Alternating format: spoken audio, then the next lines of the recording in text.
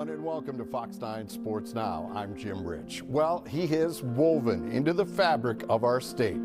Bud Grant has always been one of us, and he embraced the cold that we all dealt with and made it an ally. And as a result, people that lived here in these frigid conditions embraced Bud as their legendary hero. Today, in a climate-controlled U.S. Bank Stadium, fans and former players came to pay their respects to Coach Grant and shared so many great stories of his time here with the Vikings and the great outdoors. His former linebacker, Scott Studwell, felt Bud was never supposed to die, but his legacy would live on because of the foundation that he built.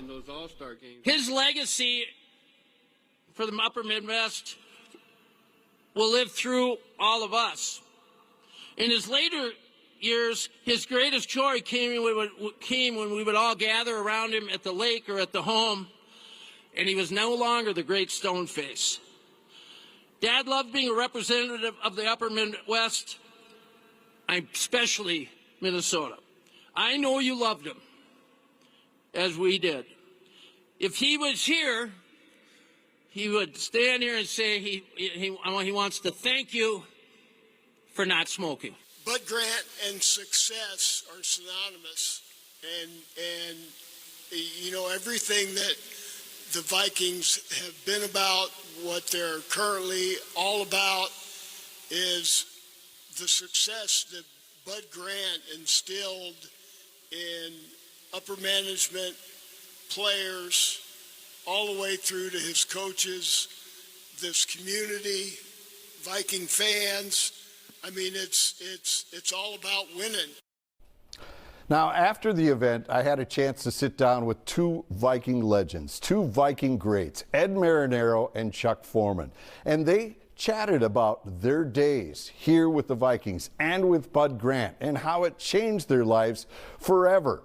Even when they were rookies, Marinaro came in 1 year before Chuck, and in that rookie season, he tried to figure out what was going on to help out Chuck when he came in as a rookie, but he had a tough time figuring out just what the NFL was like under Bud Grant.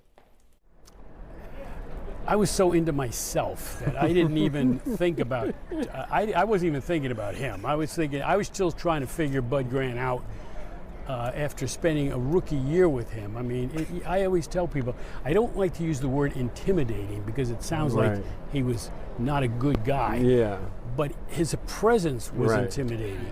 You know, and I heard Carl Eller talk about how, you know, he never really talked to Bud.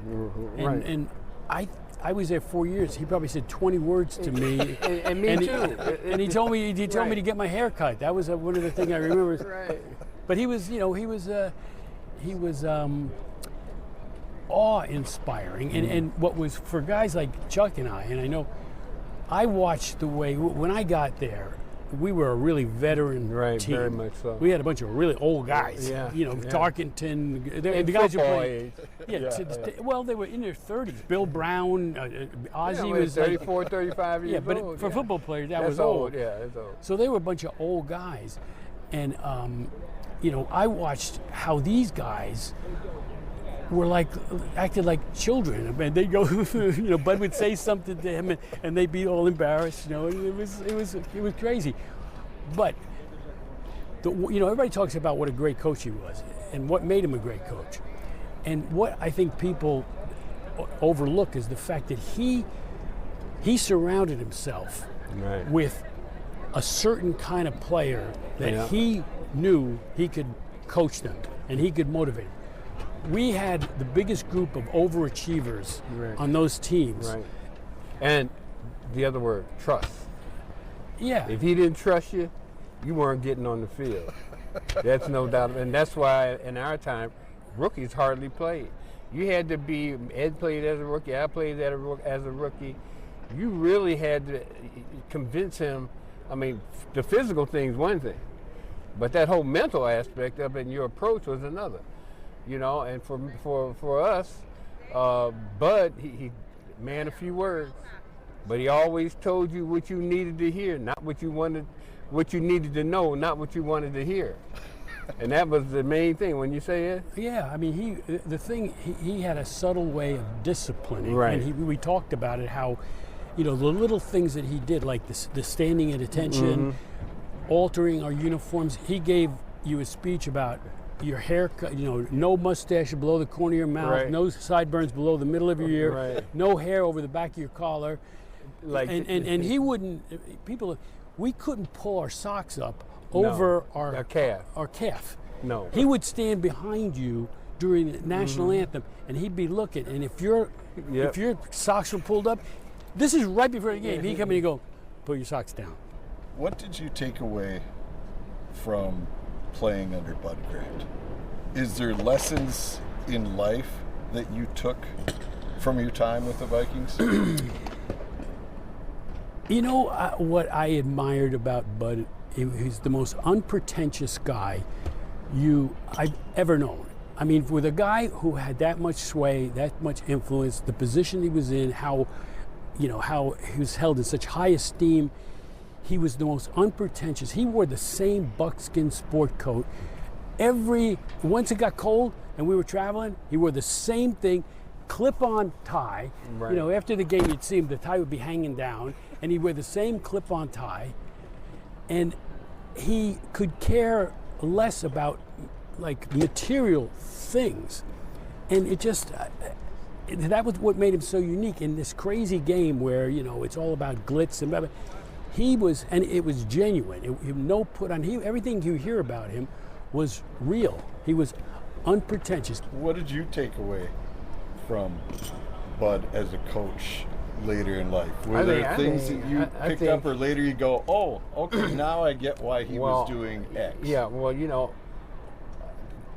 discipline, being on time, understanding your commitments, those little simple things right there. Because you tell me to be there at 8 o'clock, I'm generally going to be there at 7:45. When I say I'm going to do something, I'm going to do it. It's just like he re-emphasized that your parents tell you, but when you get somebody outside that tells you, and then you see the result of being disciplined, of being on time, of knowing your assignments, of knowing what you're going to do. If you got to have a plan, and then you got to stick to it. And the only time that I've ever had some setbacks is when I wasn't in charge and not doing those simple things that my parents shared with me and Bud shared with me, being on time, knowing all those kind of things. When they work. When you win, I think you take that with you when you go onto the next phase of your life. You know what it takes to win. You know what it's like to be around winners. You try to be. You're always a winner for the rest of your life. Even though we lost the Super Bowls, we went to the Super Bowls, and not many people can say Right. it's worse losing the game before the Super Bowl. Because for the rest of our lives, we can say we played in the Super Bowl. Those people that say, "Oh man, you never won." Well, hey, try to get there. Yeah. Try to get there then. And I tell people that all the time. Yeah, no, we didn't win, but I tell you what, it sure was a lot of fun getting there and being there and having that experience. And I wish I could have won one, but you can look back and look at all the franchises in the NFL. Yeah, how many of them never been there? Why was it important for you to be here today? My years with the Vikings were my greatest years, their most memorable years, playing with these guys I got to play with, and playing for a coach like Bud Grant, who, I kind of admired him from afar. Right. Because I mean, he was there. I'd listen to him, I'd watch him, but like I said, we had no like real. He never came up to me and said, you gotta really fight today. You gotta, he never gave me a pep talk or anything. No. I just would sit and kind of watch him and feed off what he gave off, and I'm proud that I played for the guy. I mean, I played for some pretty crappy coaches, but he wasn't one of them. And when you can say you played for a Hall of Fame coach and went to 2 Super Bowls, it's something that I'm really proud of, and that's why I wanted to come back. It's a nice night, so don't take your time. And remember, if you think it's too much, don't buy it. But don't ask to negotiate. Or if you can't afford it, don't buy it, because that guy over there will. Did you guys ever consider going to one of his garage sales? Chuck, you lived close by. There wasn't enough room for me to park my car. And I kept saying to myself, where's he getting all this stuff? And then tonight, then Mike told us where he got it. I think it's freaking brilliant that he would that he could get away with it. I mean, what a marketing every year genius he is. had that sale, and it was packed every year. Yes. People, I mean, they're buying your crap basically and paying for it. Top dollar too. You know Yeah, what's funny? top dollar. What it shows you how unpretentious he is. Okay, I am a total pack rat. I have so much crap in my house. So do I. mean, I'm talking about I got clothes and stuff and shirts and I mean, my wife thinks I'm crazy, but pack rat. He has all this stuff and sells it.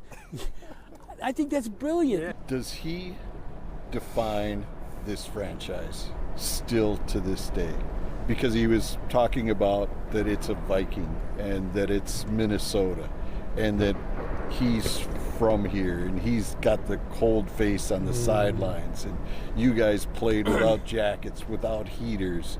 Right. Does that kind of still define this organization to this day? There's not going to be any more when the sun drops down on behind the stadium.